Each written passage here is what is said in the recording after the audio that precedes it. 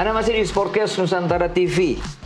Coach, kalau ini dibebankan ke U23, mungkin kalau kita lihat sisi positifnya buat Coach IS ya, sesuatu yang bagus sebenarnya. Ya, artinya kan mereka mendapatkan mendapatkan waktu untuk memanaskan mesin, walaupun sempat 2 kali U23 yang dipersiapkan SEA Games beruji coba dengan India ketika itu, walaupun memang masih belum konsisten karena masih beberapa minggu mereka berkumpul kan gitu. Tapi dengan diberikan kewenangan keleluasaan di FIFA Matchday, saya pikir ini adalah proses untuk mematangkan tim ini, tidak hanya membentuk individu, tapi bagaimana Coach Indra Syafri bisa membentuk tim secara kolektivitas.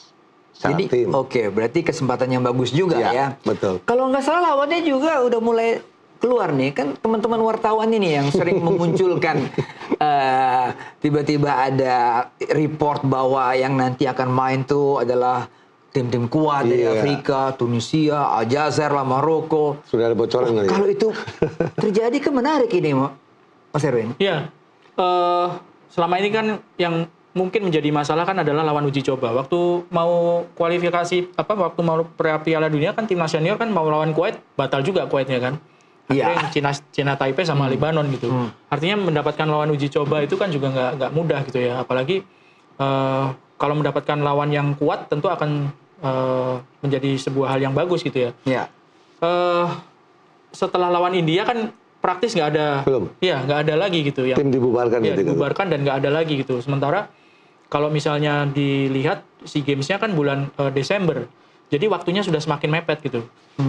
Butuh memang untuk menghadapi lawan yang paling enggak yang bisa membuat kelihatan kelemahannya di mana sih timnas U23 ini sebelum tampil di SEA Games.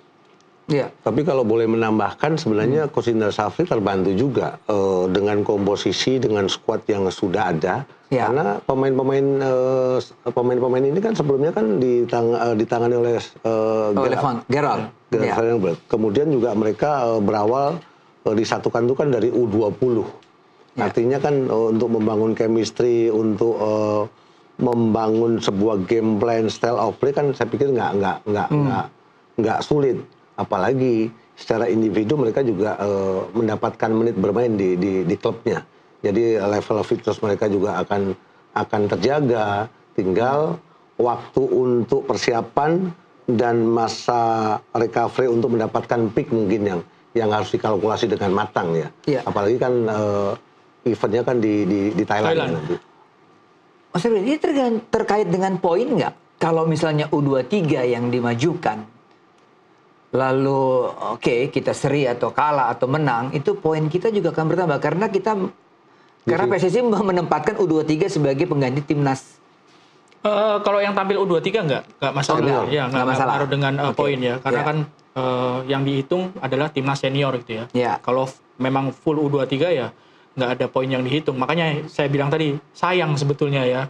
Ya terlepas dari poinnya banyak atau enggak, tapi poin itu kan menentukan ketika ada undian.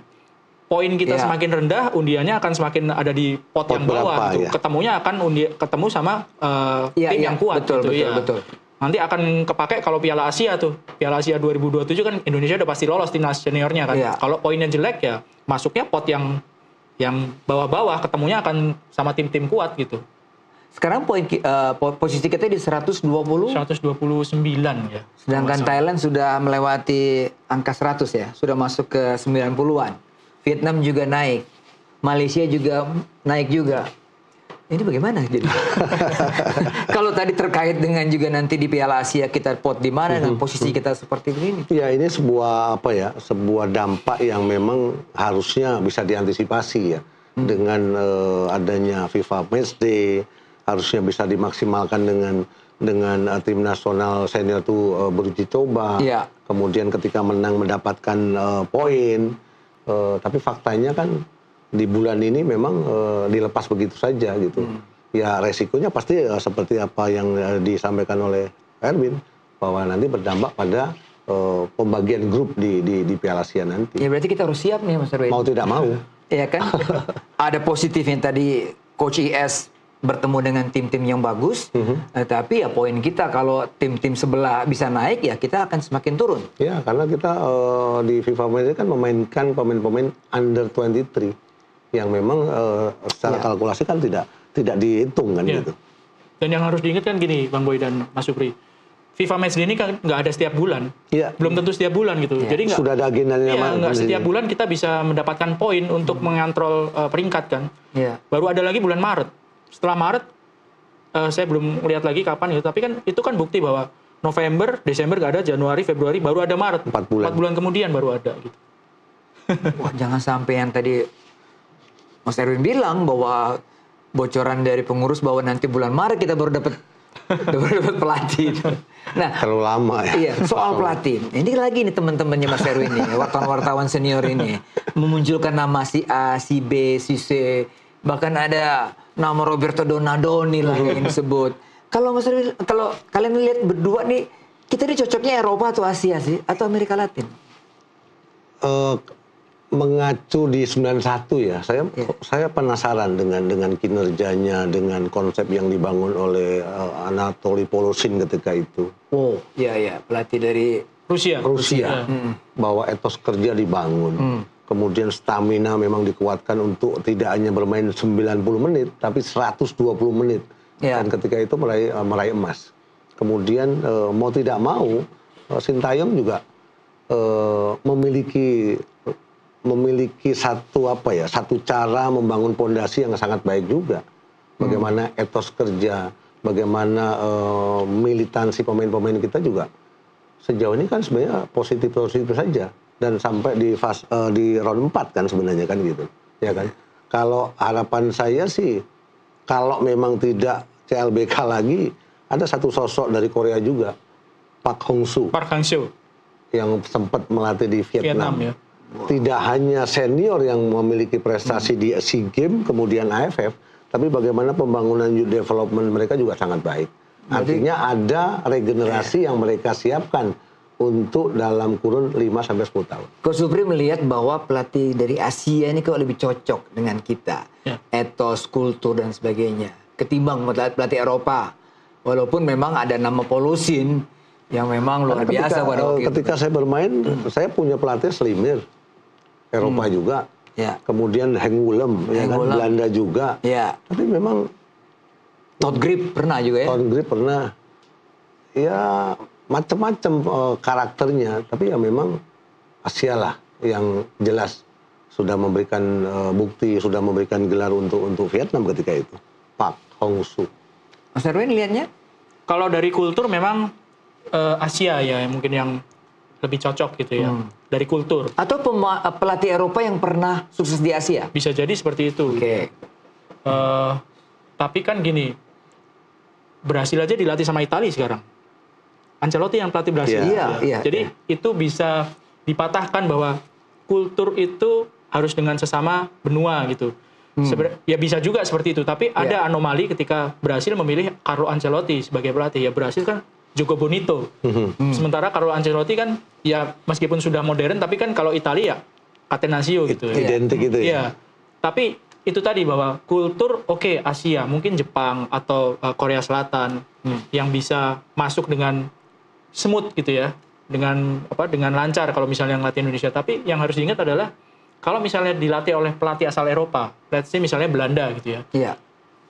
Ada keuntungan karena banyak pemain Indonesia yang diaspora yang roots-nya dari Belanda gitu ya. Itu yang harus dipikirkan juga gitu. Jadi memang benar-benar harus dipikirkan matang-matang sih ya.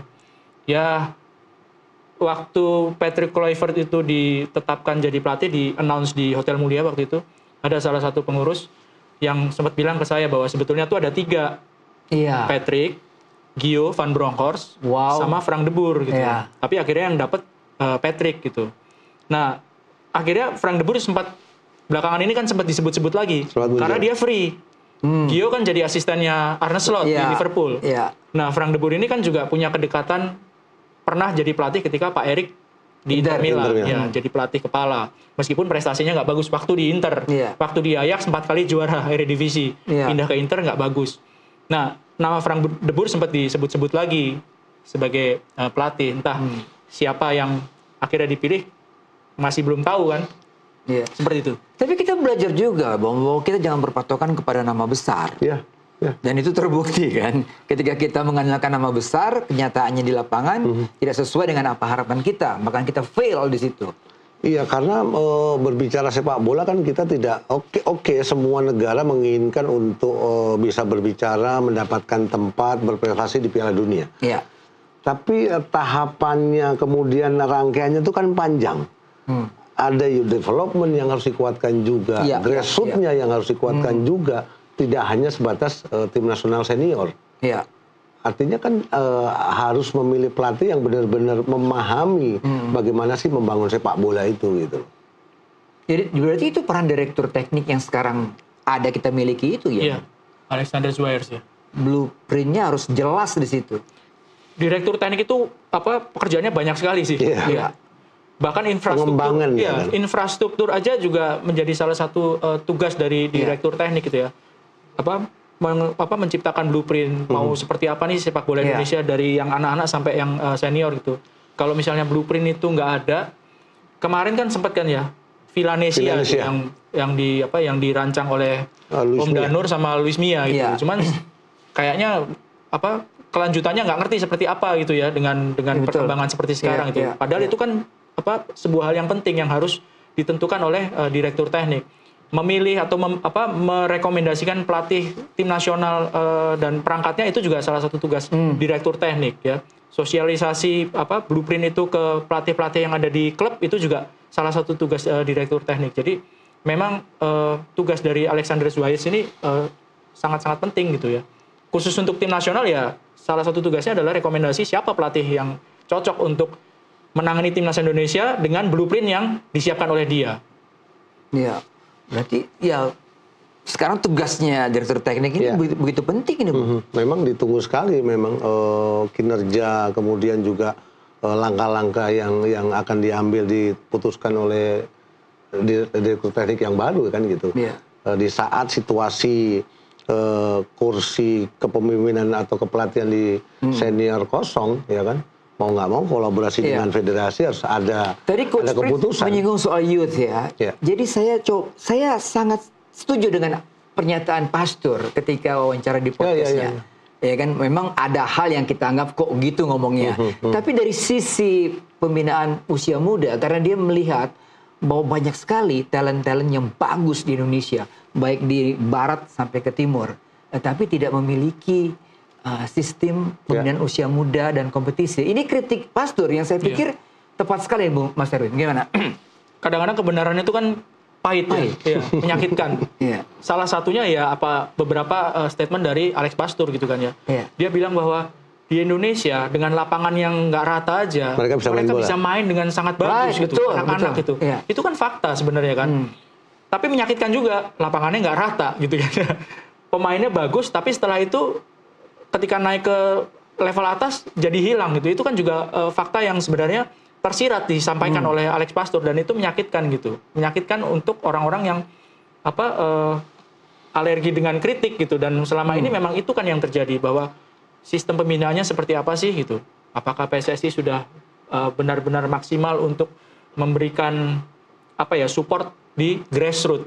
Padahal ya pemain itu kan lahirnya dari grassroots. Kalau grassroots-nya itu nggak bagus, ya pemain yang bagus dari mana gitu. Pemain-pemain diaspora itu kan pembinaannya KNVB. Maaf aja dari ya kan. Dari grassroots-nya KNVB. Iya. Ole Romeni, Tom Hai, dan semuanya itu dengan kualitas seperti itu ya KNVB yang membina, bukan Indonesia, bukan PSSI. Nah, bagaimana supaya membina bisa pemain seperti itu kan itu PR dari PSSI, dari federasi gitu ya. Ya, artinya di situ kan perlu pengembangan youth development secara individu satu. Kemudian yang lebih penting lagi setelah individu itu dibangun, baik itu scanningnya, first touch segala macam, harus dibangun sebuah kompetisi. Kompetisi yang seperti apa? Yang berjenjang, berkesinambungan. Ada mungkin nanti akan dibangun di 12 tahun, 14 tahun, 16 tahun, 18 tahun, 20 tahun. Walaupun sekarang EPA pun juga sudah berjalan di 16, 18, 20. Tapi di bawahnya turunannya memang belum begitu belum begitu masif, belum begitu reguler untuk mereka itu bisa mendapatkan sebuah kompetisi dalam 1 tahun. Mereka tuh harus mendapatkan 30 kali pertandingan. Wow. Oke, kita break lagi karena setelah ini kita mau langsung mengarah ke U17. Kita tinggalkan timnas dengan segala problem dan pertanyaannya. Siapakah pelatih itu? Setelah pariwara berikut ini, tetaplah di podcast Nusantara.